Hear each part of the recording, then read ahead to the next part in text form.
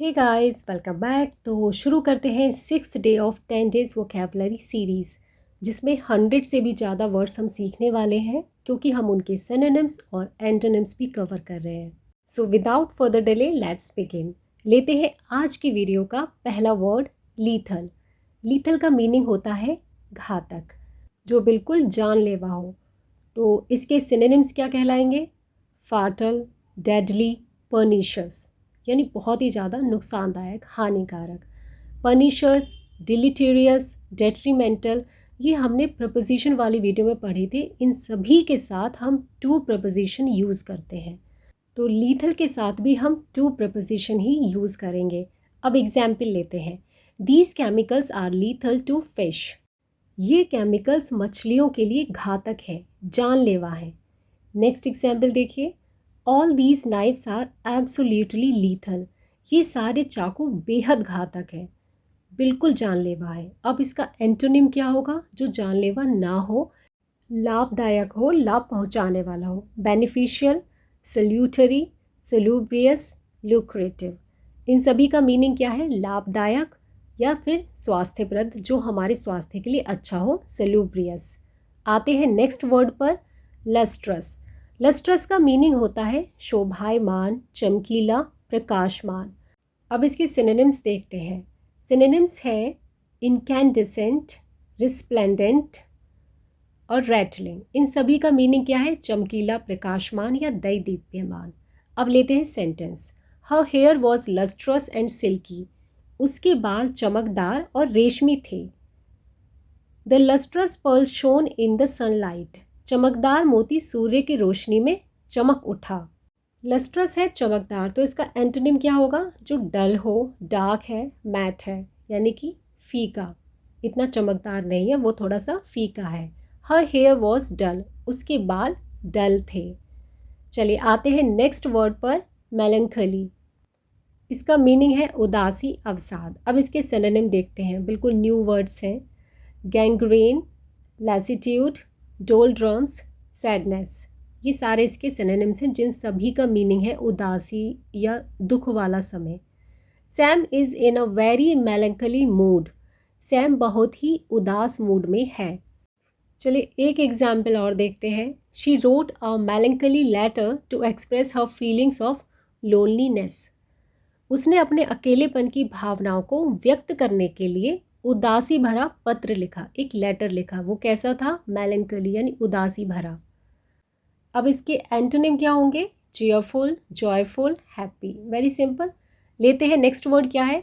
मैग्नैनिमस। मैग्नैनिमस का मीनिंग होता है उदार, दयालु, जो बहुत जनरस है, नोबल हार्टेड है। मैग्नैनिमस, मैग्नैनिमस यानी जनरस। चलिए एग्जाम्पल देखिए। He showed a magnanimous spirit by congratulation his opponent on the victory. उसने अपने प्रतिद्वंदी को जीत की बधाई देकर उदार भावना दिखाई। Magnanimous spirit. Next, the magnanimous leader listened to the concerns of his people and addressed them with care. उदार नेता ने अपने लोगों की चिंताओं को सुना और उन्हें ध्यान से संबोधित भी किया। तो मैग्नैनिमस तो हो गया उदार। इसका उल्टा क्या होगा? जो बहुत ही तुच्छ टाइप का व्यक्ति है, पेटी, मीन, विंडिक्टिव, स्टेंगी या कंजूस। तो विंडिक्टिव सेंटेंस को लेते हैं और सेंटेंस देखिए। The vindictive leader didn't listen to the concerns of his people. प्रतिशोधी नेता ने अपने लोगों की चिंताओं को नहीं सुना। विंडिक्टिव हो गया प्रतिशोधी। मिटिगेट। मिटिगेट का मीनिंग होता है कमी करना या कम करना, घटाना, धीमा करना। तो मिटिगेट से ही आप समझ सकते हैं मिटाना, डिमिनिश करना, कर्टेल करना, डिक्रीज करना, मिटिगेट करना यानी कम करना, घटाना। सेंटेंस देखिए। Regular exercise can mitigate the effects of stress on the body. नियमित व्यायाम शरीर पर तनाव के प्रभाव को कम कर सकता है।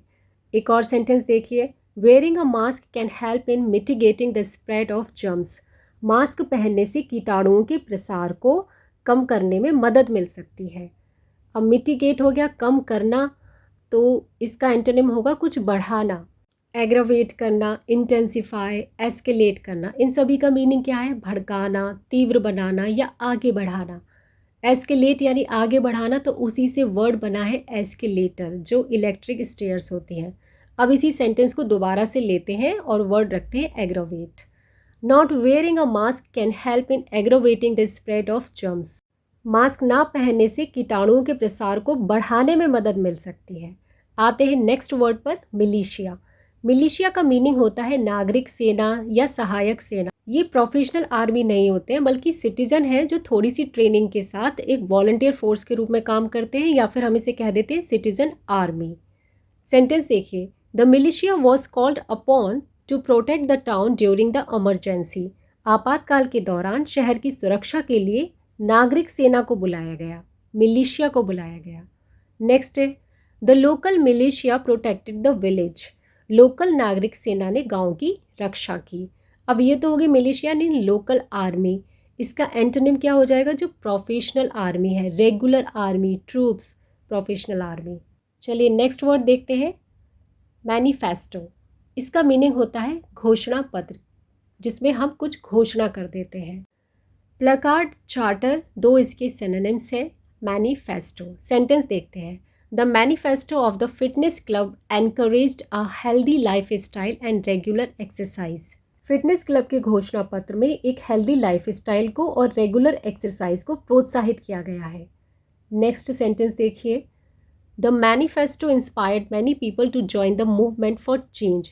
घोषणा पत्र ने कई लोगों को बदलाव के आंदोलन में शामिल होने के लिए प्रेरित किया। तो मैनिफेस्टो हो गया कुछ घोषणा करना, सबको बताना। अब इसका एंटोनिम हो जाएगा छिपाना, कुछ गुप्त, कंसीलमेंट, सीक्रेट, कवर्टनेस, क्लैंडस्टीन। अब इसी के साथ हम एक सेंटेंस बनाते हैं। She undertook several clandestine operations for the रॉ। उसने रॉ केस लिए कई गुप्त ऑपरेशन किए। आते हैं नेक्स्ट वर्ड पर, मॉलिफाई। मॉलिफाई का मीनिंग होता है किसी को शांत करना, मौली यानी मौनी कर देना, बिल्कुल मौन कर देना, तसल्ली देना, शमन करना। सिनोनिम्स है प्रोपिशिएट, सूद, पैसिफाई, प्लाकेट। इन सभी का मीनिंग क्या है? शमन करना, शांत करना। सेंटेंस देखिए, he offered an apology to mollify her hurt feelings. उसने उसकी आहत भावनाओं को शांत करने के लिए माफ़ी मांगी। Next example, the manager tried to mollify the angry customer with a refund. Manager ने नाराज़ ग्राहक को रिफंड देकर शांत करने की कोशिश की।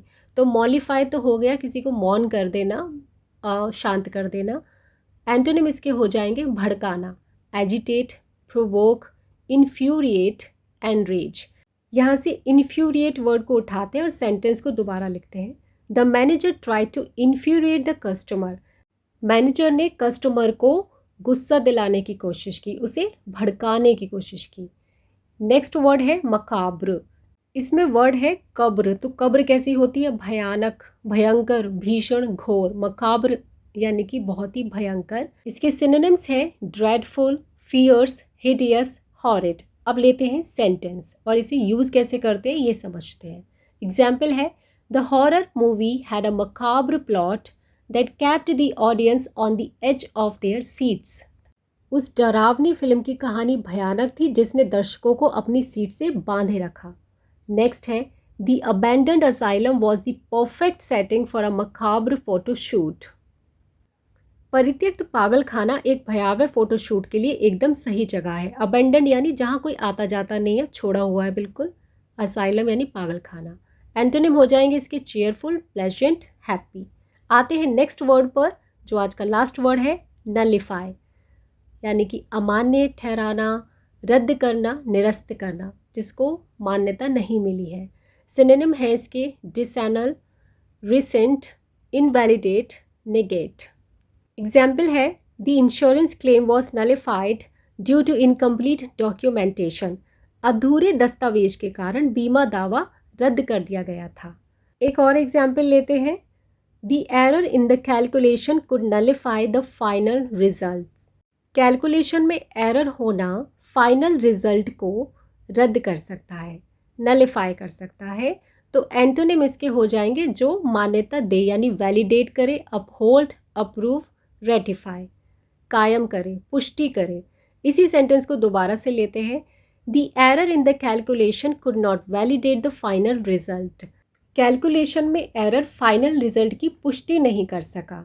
आज के लिए बस इतना ही, वीडियो को एंड करते हैं। अगर वीडियो अच्छी लगी है तो लाइक कर दीजिए और कमेंट में ये 10 वर्ड्स आप लिख कर दिखा सकते हैं ताकि आपको याद रहे। चैनल पर न्यू है तो सब्सक्राइब कर लीजिए। Thank you so much for watching this video. जय हिंद, जय भारत।